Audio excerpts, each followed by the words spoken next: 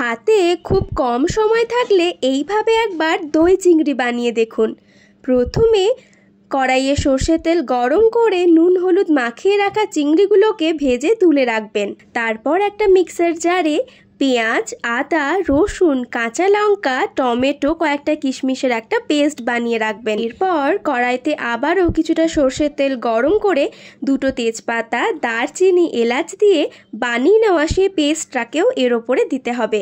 সেই সঙ্গে ধনে গুঁড়ো আর স্বাদ মতো নুন দিয়ে মশলাটাকে বেশ কিছুক্ষণ ভালো করে কষিয়ে নিতে হবে।